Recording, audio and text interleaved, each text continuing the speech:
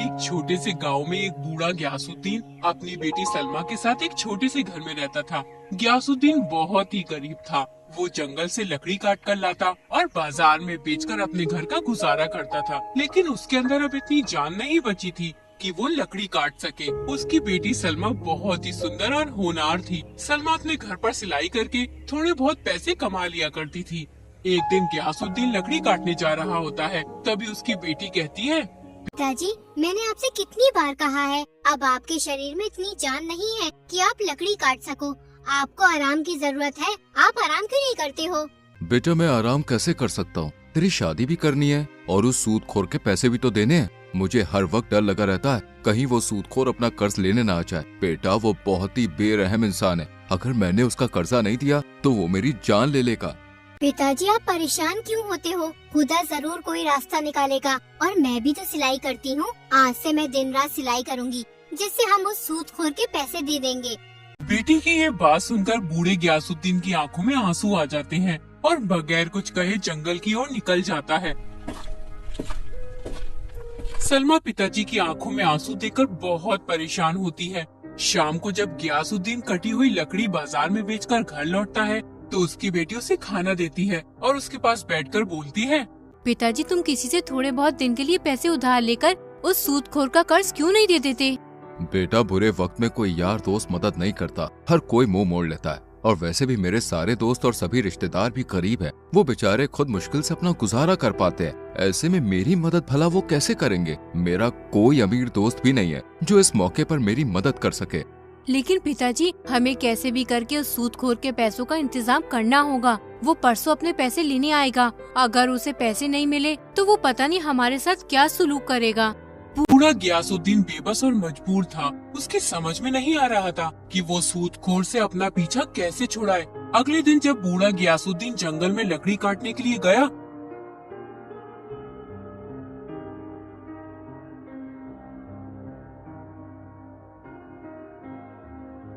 तो उसे जंगल में एक आदमी मिला। वो गयासुद्दीन के हाथ में कुल्हाड़ी देखकर बोला, तुम्हारी कुल्हाड़ी देखकर मालूम होता है कि तुम एक लकड़हारे हो और इस वक्त लकड़ी काटने जा रहे हो। हाँ बेटा, मैं एक लकड़हारा हूँ और इस वक्त मैं लकड़ी काटने ही जा रहा हूँ। क्या तुम्हें मुझसे कुछ मदद चाहिए? मदद तो कुछ नहीं चाहिए, लेकिन अब तुम्हें सजा से कोई बचा नहीं सकता। हो सकता है राजा तुम्हें सूली पर लटका दे, या हो सकता है कि उम्र भर के लिए जिंदान में डाल दे।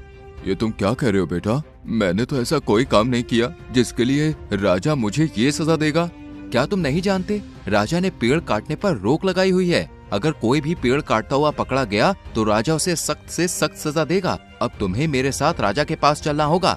बेटा अगर मैं लकड़ी नहीं काटूंगा तो मेरे घर का गुजारा कैसे होगा? अगर तुम चाहते हो कि तुम्हारे घर का गुजारा चलता रहे और राजा तुम्हें सजा ना दे तो उसके लिए तुम्हें मुझे पैसे देने होंगे। मैं राजा को तुम्हारे बारे में कुछ भी नहीं बताऊंगा। अजनबी की बात सुनकर गयासुद्दीन की आंखों में आंसू आ जाते हैं। तुम रो क्यों रहे हो? रोने धोने से कोई काम नहीं चलेगा, पैसों से काम चलेगा। अगर तुम चाहते हो कि राजा तुम्हें सजा ना दे तो तुम्हें पैसे देने ही होंगे, वरना मैं तुम्हें राजा के पास ले जाऊंगा। बेटा पैसे तो मेरे पास नहीं है, तुम चाहो तो मुझे राजा के पास लेके जा सकते हो। तुम्हें सजा से डर नहीं लगता जो चंद पैसों के लिए अपनी जान जोखिम में डाल रहे हो? बेटा मेरी एक जवान बेटी है, मुझे उसकी शादी करनी है। उससे पहले मुझे सूदखोर के पैसे भी देने हैं, वरना वो मेरी जान ले लेगा। बूढ़ा गयासुद्दीन अपनी सारी बात इस अजनबी आदमी को बताता है। गयासुद्दीन की बात सुनकर वो कहता है, देखो वैसे तो मैं किसी पर भी रहम नहीं करता हूँ, लेकिन तुम बूढ़े हो और तुम्हारी एक बेटी भी है जिसकी तुम्हें शादी करनी है। मैंने आज तक देखो कोई भी अच्छा काम नहीं किया है, लेकिन हाँ आज जरूर करूंगा। क्या पता इस काम से ईश्वर मुझसे राजी हो जाए और मेरे पापों को क्षमा कर दे। तभी वो आदमी सोने के सिक्कों से भरी एक थैली निकालकर गयासुद्दीन को दे देता है। इस थैली में सोने के सिक्के हैं, इन सिक्कों से तुम सूदखोर का कर्ज दे देना और बचे हुए सिक्कों से अपनी बेटी की शादी कर देना। अब तुम यहाँ से जाओ। बूढ़ा गयासुद्दीन उस आदमी को दुआ देता है और खुशी खुशी अपने घर की ओर निकल जाता है।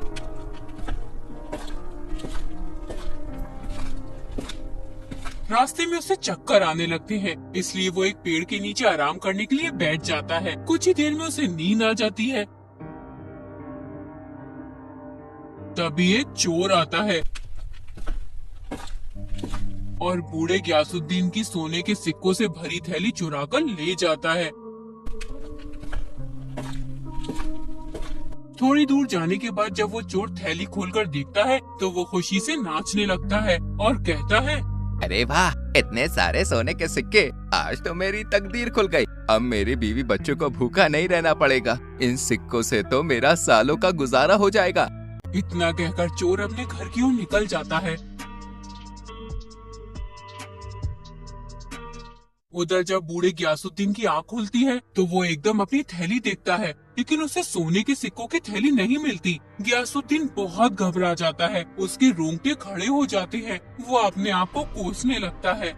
या खुदा, ये क्या हो गया? ना मैं सोता, ना वो सोने के सिक्कों की थैली चोरी होती। वर्षों बाद एक खुशी मिली थी, लेकिन वो भी छिन गई।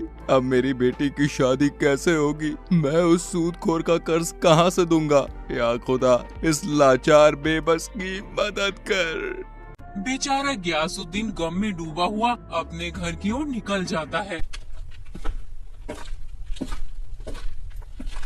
उधर वो चोर अपनी बीवी से कहता है, तो मुझे हर वक्त उल्टा सीधा कहा करती थी ना कि मैं कुछ करता धरता नहीं हूँ। ये देखो, सोने के सिक्कों से भरी हुई थैली। इन सिक्कों से हमारा कम से कम 2 साल का गुजारा हो जाएगा। अब मुझे कुछ भी करने की जरूरत नहीं है। तुम इतने सारे सोने के सिक्के कहाँ से लाए हो? तुम्हारी ये सवाल करने की आदत कब जाएगी? मैं ये सोने के सिक्के कहाँ से लाया हूँ, तुम्हें इस बात से क्या मतलब है? मतलब है, क्योंकि मैं जानना चाहती हूँ, कहीं तुम ये सोने के सिक्के चुरा कर तो नहीं लाए?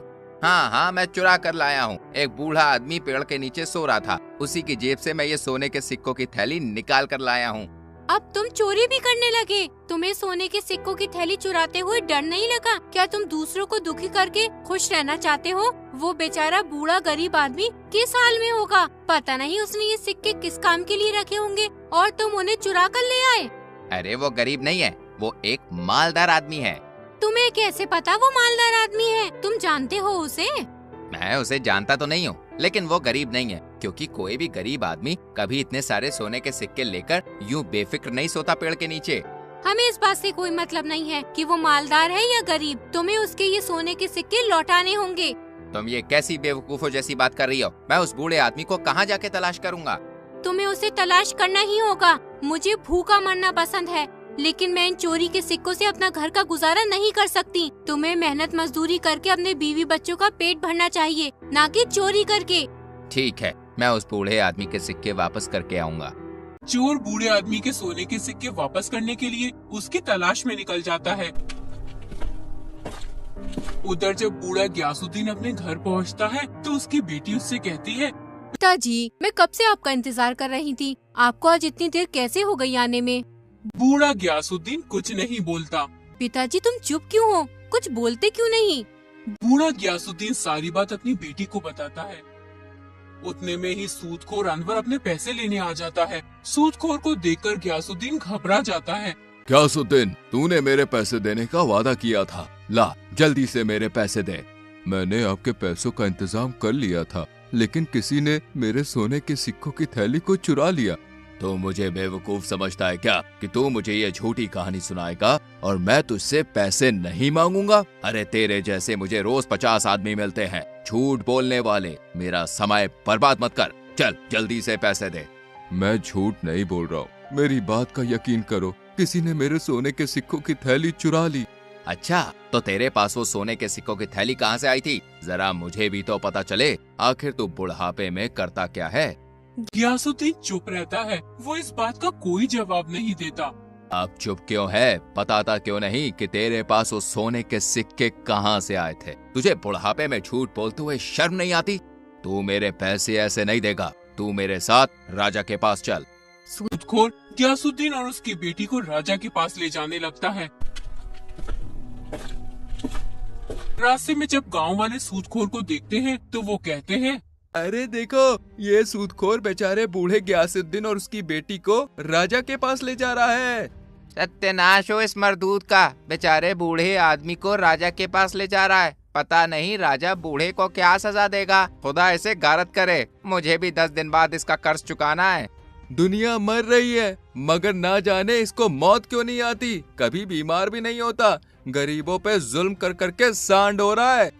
सूदखोर राजा के दरबार में पहुंच जाता है और राजा से कहता है, महाराज। 2 साल पहले गयासुद्दीन ने मुझसे कर्ज लिया था और आज इसने मेरा कर्ज देने का वादा किया था, लेकिन अभी तक इसने मुझे कुछ भी नहीं दिया और ये मुझसे झूठ बोल रहा था कि इसने मेरे पैसों का इंतजाम कर लिया था, लेकिन कोई इसके सोने के सिक्कों की थैली चुरा कर ले गया है। तुम ऐसे आदमी को कर्ज देते ही क्यों हो जो उसे चुका ना सके? लेकिन महाराज, ये मेरे सामने आकर रो रहा था, मुझे इस पर तरस आ गया, इसलिए मैंने इसे कर्ज दे दिया, वरना मैं ऐसे लोगों को कभी भी कर्ज नहीं देता हूँ जो कर्ज लौटा ना सके। पूरी बात सुनने के बाद राजा बोला, यहाँ के कानून के अनुसार जो भी व्यक्ति ठीक समय पर अपना कर्ज नहीं चुकाता है, उसके घर के सभी सदस्य कर्ज देने वाले की गुलामी करेंगे जब तक कि वो अपना कर्ज ना चुका दे। राजा का फैसला सुनते ही बूढ़ा गयासुद्दीन डर से कांपने लगा, क्योंकि अब उसे और उसकी बेटी को सूदखोर की गुलामी करनी पड़ेगी। लेकिन मैं बूढ़े गयासुद्दीन की उम्र का लिहाज करते हुए मैं गयासुद्दीन को कर्ज चुकाने के लिए 1 दिन की मोहलत और देता हूँ। अगर गयासुद्दीन तुमने 1 दिन के अंदर अनवर का कर्ज नहीं दिया तो तुम्हें और तुम्हारी बेटी को अनवर की गुलामी करनी होगी। राजा का फैसला सुनने के बाद सूदखोर गयासुद्दीन के साथ उसके घर चला जाता है और गयासुद्दीन से कहता है, गयासुद्दीन, जब तू मेरे पैसे 2 साल में ना दे सका तो 1 दिन में कहाँ से देगा? एक काम कर, अपनी इस खूबसूरत बेटी की शादी मेरे साथ कर दे। तेरी बेटी मेरे साथ राज करेगी और मैं तेरे साथ भी अच्छा बर्ताव करूँगा। मैं तेरे जैसे सूदखोर के साथ कभी शादी नहीं करूंगी। तू बेरहम है, लोगों पे जुल्म करता है। तो ठीक है फिर, अगर तेरे बाप ने मेरा 1 दिन के अंदर कर्ज नहीं दिया तो तुम दोनों मेरे गुलाम हो जाओगे और मैं तेरे इस बूढ़े बाप से इतना सख्त काम लूंगा कि इसकी रूह कांप उठेगी। अब मैं जा रहा हूँ और 1 दिन बाद आऊंगा।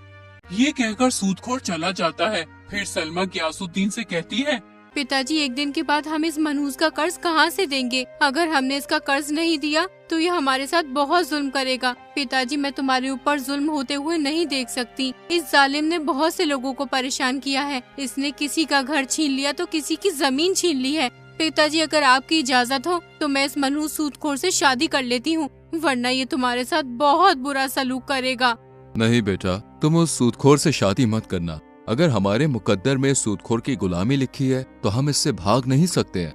लेकिन पिताजी, वो सूदखोर बहुत बेरहम है, उसे किसी पे तरस नहीं आता। वो तुम्हारी उम्र का भी लिहाज नहीं करेगा। बेटी, खुदा जरूर कोई रास्ता निकालेगा और जल्द ही ये मुश्किल वक्त गुजर जाएगा। इतना कहकर बूढ़ा गयासुद्दीन जंगल की ओर निकल जाता है और उसी पेड़ के नीचे जाकर बैठ जाता है जहाँ से उसके सोने के सिक्के की थैली चोरी हुई थी। वो देर तक टकटकी बांधे आसमान की तरफ देखता रहता है और ना जाने क्या क्या सोच रहा होता है। उसको कुछ समझ नहीं आ रहा कि वो अब करे तो क्या करे। उतने में ही वो चोर बूढ़े गयासुद्दीन की तलाश करते हुए वहाँ आ जाता है। बूढ़े गयासुद्दीन को पेड़ के नीचे देखकर बहुत खुश होता है। फिर वो गयासुद्दीन से कहता है, बुजुर्गवार, तुम्हारी हालत देखकर मालूम होता है तुम किसी बड़ी मुसीबत में हो। तुम मुझे अपनी परेशानी बता सकते हो। मुझसे जो हो सकेगा मैं तुम्हारी मदद करूंगा। बूढ़ा गयासुद्दीन चोर के गंदे और फटे हुए कपड़े देखकर बोला, तो तुम्हारे कपड़ों पर लगे पैवन तुम्हारी कहानी खुद कह रहे हैं। इन्हें देखकर मैं कैसे विश्वास करूं कि तुम इस बुरे वक्त में मेरी मदद करोगे? सुनो, तुम मेरे कपड़ों पर लगे पैवन को देखकर मेरी हालत पर मत जाओ। आप एक बार अपनी परेशानी मुझे बताइए, मैं पूरी कोशिश करूंगा कि तुम्हारे गमों को दूर कर सकूं।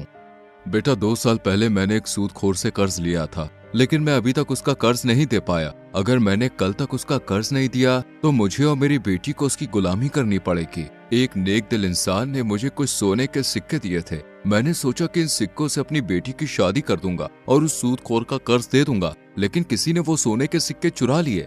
चोर सोने के सिक्कों की थैली बूढ़े गयासुद्दीन के सामने रखकर कहता है, क्या ये तो नहीं तुम्हारे सोने के सिक्कों की थैली? सोने के सिक्कों की थैली देखकर बूढ़ा गयासुद्दीन खुशी से चिल्लाने लगता है, तुम्हारे पास ही सोने के सिक्कों की थैली कहाँ से आई? इसे तो कोई चुरा के ले गया था।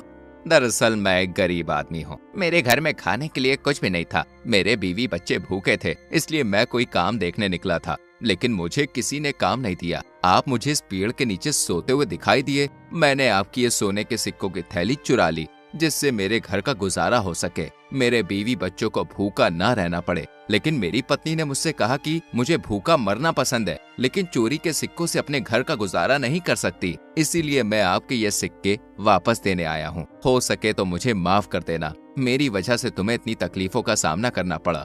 कोई बात नहीं बेटा, तुमने मुझे ये सिक्के लौटा दिए, इसलिए मैंने तुम्हें माफ किया। अब मैं इन सिक्कों से उस सूदखोर का कर्ज दे दूंगा और बचे हुए सिक्कों से अपनी बेटी की शादी करूंगा। बेटा अब मुझे चलना चाहिए, मुझे जल्दी से जल्दी उस सूदखोर का कर्ज देना। अब बूढ़ा गयासुद्दीन अपने घर चला जाता है और अपनी बेटी को सोने के सिक्कों की थैली दिखाते हुए कहता है, देखो बेटा, ये वही सोने के सिक्कों की थैली है जो खो गई थी। अब हमें उस सूदखोर की गुलामी नहीं करनी पड़ेगी। लेकिन पिताजी, तुम्हें ये थैली मिली कहाँ पे? बेटा जो चुरा कर ले गया था वो ही वापस देकर गया है। उसकी पत्नी बहुत नेक औरत है। मैंने तुमसे कहा था ना कि खुदा हमारी मदद जरूर करेगा। पिताजी, ये तो बहुत अच्छा हुआ, अब हमें उस जालिम से छुटकारा मिल जाएगा। इतने में ही अनवर सूदखोर आ जाता है और बूढ़े गयासुद्दीन से कहता है, यासु, एक दिन तो हो गया, अब तू और तेरी बेटी मेरी गुलामी करने के लिए तैयार हो जाओ। अब भी मौका है, अपनी बेटी की शादी मेरे साथ कर दे। तेरी बची कुची जिंदगी सुख के साथ कटेगी। तुम्हारा क्या ख्याल है मेरे ख्वाबों की मल्लिका? क्या तुम अपने बूढ़े बाप पर जुल्म होते हुए देखना चाहती हो? खुदा के होते हुए तुम हमारा कुछ नहीं बिगाड़ सकते। ये लो सोने के सिक्के, इन्हें बेचकर अपने पैसे ले लेना और अब यहाँ से दफा हो जाओ। अरे वाह, सोने के सिक्के! गयासुद्दीन, जो कर्ज तू 2 साल में नहीं दे पाया उसका तूने एक दिन में इंतजाम कर दिया। कहाँ से आए तेरे पास ये सोने के सिक्के? जरा मुझे भी तो पता चले। तुम्हें इस बात से क्या मतलब? तुम्हें तुम्हारा कर्ज मिल गया, अब तुम यहाँ से जा सकते हो। गयासुद्दीन की बात सुनकर सूदखोर गुस्से में तमतमाता हुआ चला जाता है और फिर बचे हुए सोने के सिक्कों से गयासुद्दीन अपनी बेटी की शादी कर देता है। उसके बाद बूढ़ा गयासुद्दीन और उसकी बेटी खुशी खुशी अपना जीवन बिताते हैं। कहानी अच्छी लगे तो सब्सक्राइब कीजिए।